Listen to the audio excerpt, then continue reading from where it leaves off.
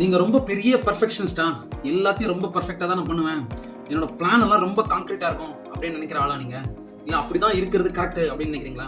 இதுல எதுவா இருந்தாலும் இந்த வீடியோல நம்ம சில விஷயங்களை பார்ப்போம். முட்டாள்தனம் ரொம்ப ரொம்ப நல்லது.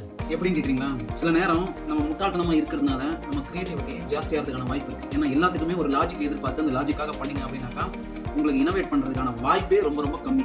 அதனால சில விஷயங்களை பைத்தியக்காரத்தனமா பண்றது ரொம்ப நல்லது. உலகத்துல இருக்கிற நிறைய பெரிய ஆளுங்க நிறைய விஷயங்களை பைத்தியக்காரத்தனமா பண்ணி அதுல இருந்தும் வெற்றி பெற்றிருக்காங்க. ஸோ அதுக்காக நான் முழு நேர பைத்தியம் அப்படின்னு சொல்ல விரும்பல. ஆனா சில விஷயங்களுக்கு லீனியண்டா இருங்க, நேச்சுரலா சில விஷயங்களை அக்செப்ட் பண்ணிக்கோங்க.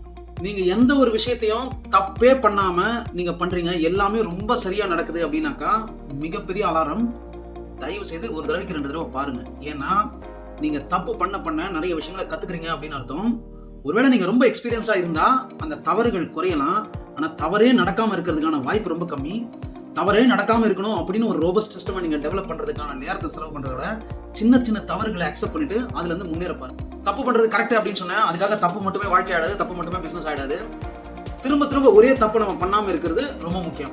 அதை கொஞ்சம் கூர்ந்து பாருங்க. ஏன்னா தப்பு பண்றதே கத்துக்கிறதுக்காக தான். ஆனா கத்துக்காம திரும்பி அதே தப்பு பண்றோம் அப்படின்னாக்கா அதை விட மிகப்பெரிய தப்பு வேற எதுவுமே இருக்கு. அதனால தப்பு பண்றதை குறைச்சிக்கங்க, ஆனா தப்பு பண்றதுல இருந்து கத்துக்குங்க. நீங்க எவ்வளவுக்கு எவ்வளவு ரொம்ப பெர்ஃபெக்ஷனிஸ்டா இருக்கீங்களோ அவ்வளவுக்கு எவ்வளவு உங்களை ரிசல்ட்டை நீங்க டிலே பண்றீங்க அப்படின்னு அர்த்தம். அதுக்காக நான் உங்களை பெர்ஃபெக்ஷனா இருக்க வேணாம் அப்படின்னு சொல்லல. ரிசல்ட் எதிர்பார்க்கறது ரொம்ப முக்கியம். அதே நேரத்துல சின்ன சின்ன ரிசல்ட்ஸை நீங்க பார்த்து அதுல இருந்து டெவலப் ஆகிறது இப்ப இருக்க கால சூழ்நிலைக்கு ரொம்ப முக்கியம். அதனால நீங்க பெர்ஃபெக்ஷனிஸ்ட் அப்படின்னா நான் உங்களை குறை சொல்லல. அதே நேரத்துல இனோவேஷனுக்கும் கொஞ்சம் இடம் கொடுங்க. எல்லா விஷயங்களும் பெர்ஃபெக்டா இருக்கணும் அப்படின்னு எதிர்பார்த்தீங்கன்னா அதுக்கான செலவோட நேரம், அதுக்கான விஷயங்கள்லாம் கரெக்டா இருக்கா அப்படின்றது பாத்துங்க.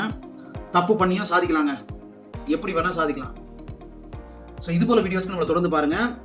ஒருவேளை உங்களுக்கு தேவையான டாபிக்ஸ் ஏதாவது இருந்தால் அதை கமெண்ட் பண்ணுங்க.